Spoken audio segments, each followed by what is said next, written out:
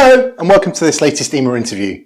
My name's Graham Thatcher, and earlier today I had the opportunity to speak to Mike Jones, a former hacker who had some interesting insight into the work of Anonymous, issues relating to cyber war, and whether cyber crimes that should be punishable as a type of war crime. I hope you enjoy. Thank you. The work of Anonymous seems to be kind of blurring the lines a little bit between ethical and unethical hacking. Looking at the history of Anonymous and the operations that they've had and the things that they've fought against have been pretty valid points, and they've done some good in the past. Turning in predators, child predators, and going after governments that are really being oppressive to people. But this is a different situation, and to be honest with you, watching what's going on and seeing all these vigilantes jump up and want to join the cause and attack Russia, it's such a delicate situation. And any act like that comes from an American IP address, or that Russia can spin into an act by the United States, could turn us all into dust, basically, if they trigger a world war. And I don't think anybody wants that. The Russian people sure don't. I'm sure the Ukrainians don't either. But that's what you risk when you have all of these people who are not versed in cyber warfare. There are no rules. There are no rules of engagement, and things are left out on the internet all the time, from not patching, from not protecting. And all it takes is one incident of one of these vigilantes hitting an IP address that connects to some sort of critical infrastructure, and it turns what we're watching right now into a completely different ballgame. And I don't think the world's ready for that. But that's what we're risking by having, not just Anonymous, but other groups, both within Belarus. We saw them shut down the train system, trying to prevent the Russians from coming into Belarus. Just all different types of vigilantes that are going after the Russians. Do you think, you mentioned kind of like the rules of engagement don't kind of apply.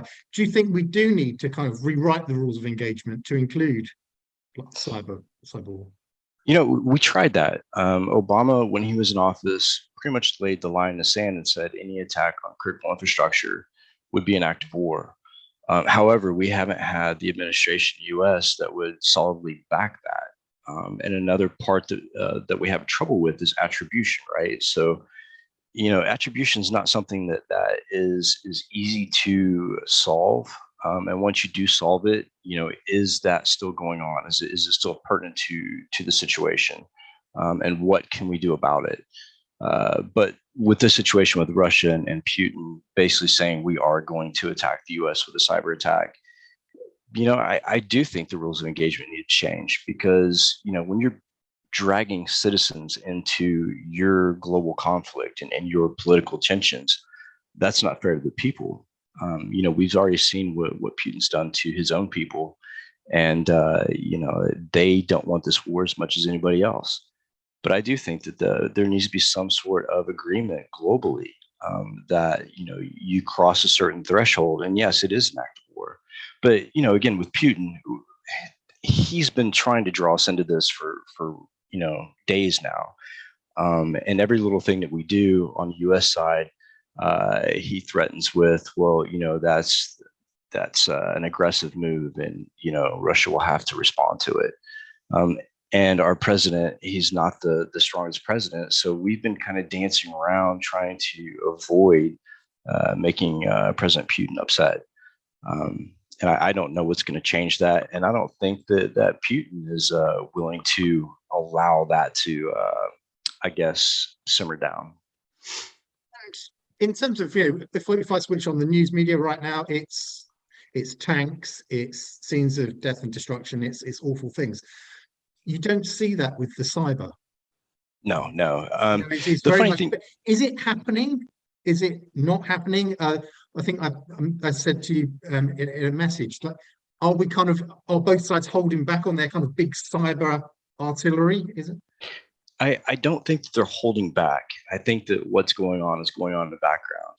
And I think that, because, cyber acts against other countries is considered a threat to national security, a lot of that's not disclosed because of the sensitivity of what's going on. But I do think that in the background, those plans are being laid, and I know the U.S. is looking at its infrastructure. I know the U.K. is probably doing the same, monitoring very heavily to see if those attacks come through.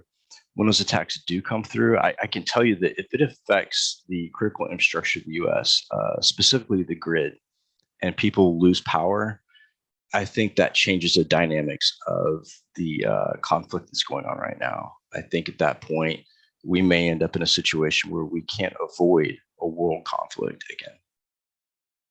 Do you think attacks like that on critical infrastructure, things like hospitals and things like that, that's kind of something that should be punishable, kind of like as a war crime, that kind of at the same level as if you were dropping a shell on it?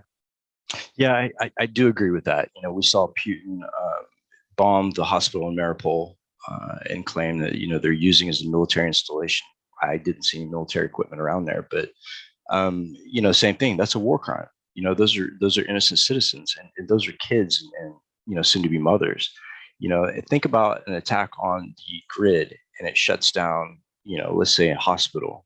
Think of all the death and devastation that could come out of that if, you know, the proper equipment is not in place to back up that power, or if, you know, an attack like that does damage to, you know, the power systems in a place like that. You know, I think that should be a war crime, and it also should be an active war. You know, I don't look at a cyber attack against a critical infrastructure, whether it be transportation or electric or water. I don't look at that any differently than I would look at someone firing a ballistic missile over to another country and damaging, you know, the infrastructure. We all know that's the first thing to go during a war is attacks on that critical infrastructure, so that they can make their entrance easier. U.S. does it, every country does it. But if you do that now through a cyber means, I would look at that absolutely as an act of war. What do you think what do you think the defenses are for that? I mean, what you cynically see that the news media saying, right then, we're all on the front line with our devices, you know, changing passwords from password 1234 and things like that. How you know, to a layperson, how prepared are governments, organizations to prevent something like that? Well, I hate to say it, and I'll take you back in time a little bit, post 9/11, when the East Coast of the U.S. went into a blackout. It shut down the electric in New York. People had to walk across the bridges to get home. It was devastating. It was pretty widespread on the East Coast, and they blamed that on a squirrel getting into a distribution facility. So if a squirrel can do that, imagine what skilled hackers could do to that infrastructure.